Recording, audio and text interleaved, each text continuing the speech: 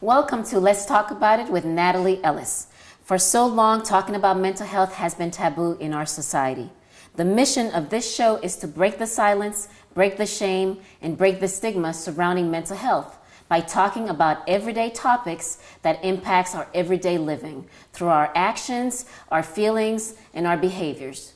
I'm your host, Nathalie Ellis. I am a licensed professional counselor who's been practicing since 2001. And in my practice, I work with individuals young and old and help to empower them to be their best self. And our topic today is women, mental health, and finding balance. And we have two special guests, two wonderful women who knows all about finding balance. Right? So we have Dr. Natasha Lamarr and Miss Tracy Roberson. So Dr. Lamarr is a doctorate in counseling education and supervision. She's a licensed professional counselor, a Prepare Enrich facilitator with certification in marriage and family therapy. She is an approved clinical supervisor and a national certified counselor with over 15 years of experience working with families, couples, teens, adolescents, and children. She's also worked in higher education as a professor at Mercer University, DeVry University, and Bowder College. The focus of Dr. Lamarr's research has been on the effects of journaling, marriage and family, integrating spirituality into counseling, and the dissolution of marriage within the African American community. Through humor, transparency, and personal testimonies of challenges and triumphs, Dr. Lamarr is able to effectively and efficiently reach her clients and program participants. And Ms. Tracy Roberson is a licensed professional counselor. She's a certified marriage and family therapy and Prepare Enrich. Tracy has 15 years plus experience working with individuals of all ages from various backgrounds. She has provided therapy to individuals, couples, families, teens, and children. One of the goals of her practice is to empower clients to gain a better quality of life and personal well-being. Her counseling allows for freedom of laughter, tears, conversation, silence, and emotions. Tracy has training in cognitive behavior therapy, dialectical behavior therapy, and systemic training for effective parenting and grief and loss. Tracy takes a person-centered approach to meet the individual's needs, to help them understand their symptoms and learning and ways to learn coping skills, to manage their conditions so they may optimally function emotionally, physically, intellectually, to achieve their goals. Ms. Roberson's mission is simple: to rediscover, reconnect the power within. Lots of love counseling. Yes. These are so great women. And so I'm so glad to have you guys here. Thanks for having us. Definitely. So let's start with the definition of mental health and how does it affect women? Does it affect women differently? So let's start with you, Miss Natasha. Yes. Well, yeah, I think it affects women differently depending on their perception. And like I always say, your perception is your reality. So whatever you perceive to be something, oftentimes that's how you view or experience a situation. Okay. And anything you'd like to add to that, Tracy? The difference between women and men and mental health illness, yes, it's more so prevalent in women, I think, than men. And we'll talk about it later. Yeah, definitely. Yeah. Definitely. So the show is all about finding balance. And so what are some things that as women we struggle with? What are some things that you guys think of? Let's start with you, Tracy.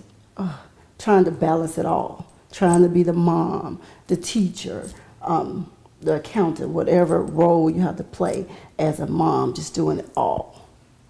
So lots of roles. Yeah, lots of roles. And balance all those roles. Yeah. I would say self-care. I think as women, we struggle to take care of ourselves. And if we cannot take care of ourselves, it's impossible to take care of others. And oftentimes, this new era, I'm hearing, I want to be a boss and I'm a this and I'm a that. But there's only 100% in 100. And so when you're a female, we're working, we're cooking, we're cleaning, if we're married, in relationship with family, friends, work. So you can't get everything 100% at one time. And so it's very important to understand what is important for that day, or what am I being intentional about, period, as it relates to what it is that you're trying to achieve. And I think that's a very good point. I think it seems as if our upbringing as women, from little girl, there's a certain role that we have to play. And What do you guys think about that in terms of the role that as women we're put in? For me, growing up, I grew up with my grandmother. Right. So she stayed home all day, and she cleaned, she cooked every day. We had a hot meal at home. I was the kid that did not get to go to Burger King because it was a hot meal at home. And she just constantly stayed in the house cooking, cleaning, and serving everyone. And is that something you felt as a little girl that you're going to have to do one day too as an adult woman? I knew I had to do it. That's what you're supposed to do, cook and feed the family and make sure. And you show love by cooking as a woman. So that's what I do too. I cook. I love to cook. Yes. And Natasha, what's been your experience growing up, and what meaning or what roles have you learned that a woman should be? That's a very interesting question. So my mom worked, and I think she took care of herself, but not as well as she should have. And so she cooked, she cleaned. But what she showed me was how to be a wife. She showed me how to be a wife. She showed me how to what it meant, what the Bible said about being a wife, and how to support your spouse, and just what that looked like. And I was grateful for that, and I can attribute my ability to being an excellent wife to my mom and all of the hard work that I do. So yeah, but there weren't really a lot of role reversals when I was a child growing up. My dad was the provider. My mom, she cooked, she cleaned, she worked, she was the nurturer, she took care of us. And so that was the picture and the experience that I had as a child. Okay. So when you define your dad, you said he was the provider. You had one role for him. Your mom, she cooked, she cleaned, she was the worker, she was the nurturer, you had a lot of stuff. Counting toes. Right. And I think as women, we naturally fall into these roles. Absolutely. And it becomes very hard to do that self-care that you were speaking about, because again, when there's kids, there's husband, there's this, there's work, there's all these, there's laundry, there's all these things that needs to be done. There's no time for yourself because there's still only 24 hours in a day, and then that 100%. By the time there may be time for ourselves, you're exhausted and tired. But you know what? That's why you have to be intentional about what you're doing. So as you're scheduling the stuff for the children, you're cooking the breakfast for your husband, you have to mandatorily schedule your time for you. And when we compromise that, we compromise our ability to be all those great things to the other people. So you have to prioritize yourself, and that's why I say self-care. Yeah, self-care. And I like that with finding balance, because finding balance is about being intentional. Absolutely. It is about being intentional. So we'll talk more about that after the break.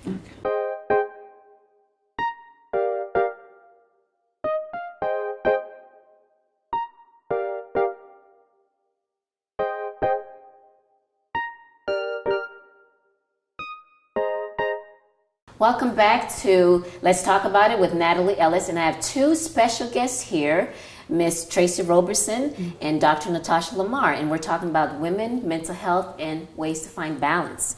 Okay, so when I think about finding balance, a lot of times when I talk to my clients about that, I inevitably always have to talk about setting boundaries.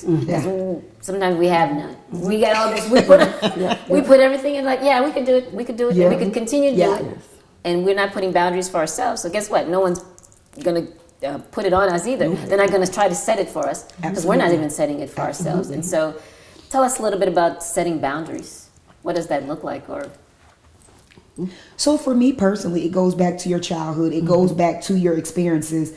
If you were raised to not respect your space or your boundaries, oftentimes as an adult you do the same thing. Sure. And guess what else you do? You draw to you people that don't respect your boundaries either, and they begin to reinforce your inability to set boundaries. And so I think it's important for us to again do therapy, speak with individuals about what does it look like to create healthy boundaries, because if you've never created them, then you don't even know what they are, and so you just impose yourself on other people as you allow other people to impose themselves on you.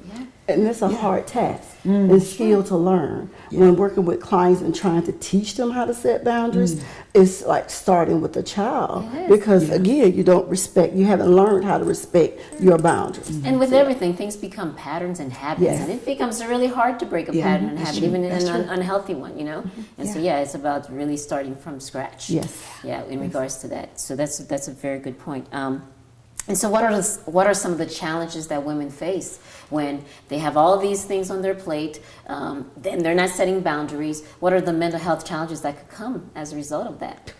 Burnout. Describe burnout.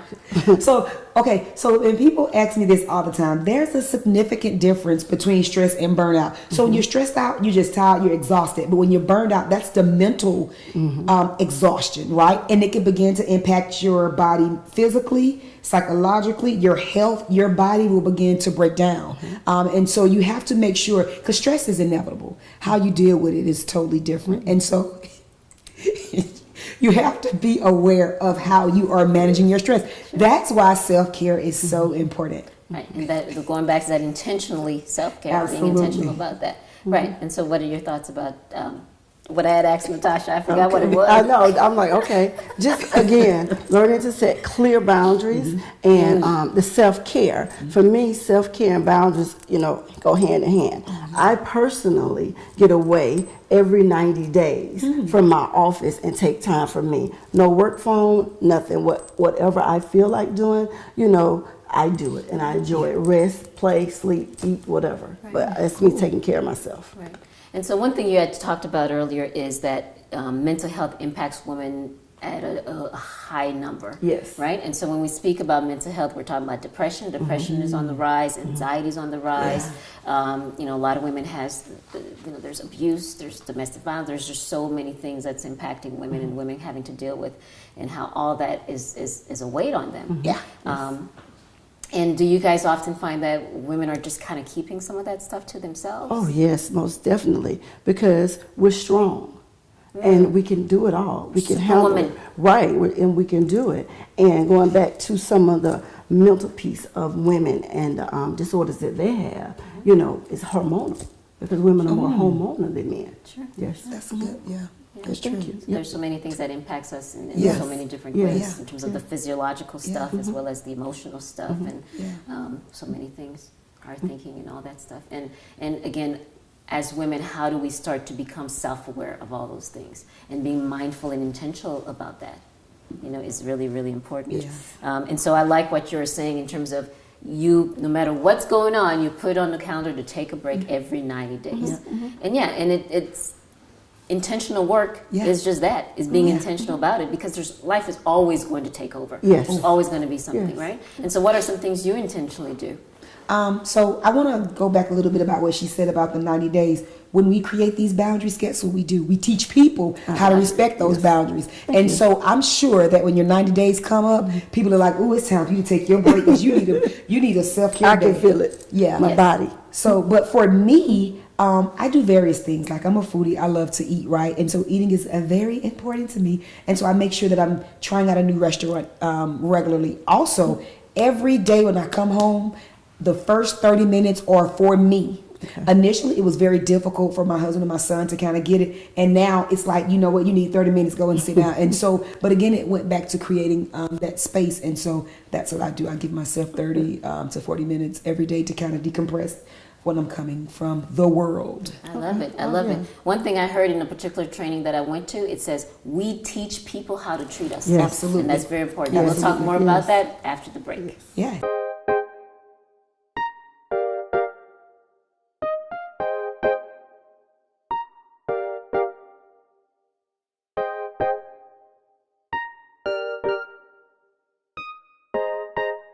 Welcome back to Let's Talk About It with Nathalie Ellis, and we have our two special guests here talking about women, mental health, and how to find balance. So we're all about trying to find balance for women. A lot of women are out there, and like you said, there's lots of things about girl power, superwoman, and a lot of women are trying to do it on their own or trying to do so much, and really that intentional work to do it, yet at the same time taking a step back. And, you guys probably heard in the news, the Kim Porter, who was 47 years old and who recently died of cardiac arrest. And she's a young woman, and she was a successful woman and had the means to definitely take care of herself physically, go to the doctor, right? But as we know, there's a lot of things we don't do. We don't do to take care of ourselves, and the impact is significant and even deadly.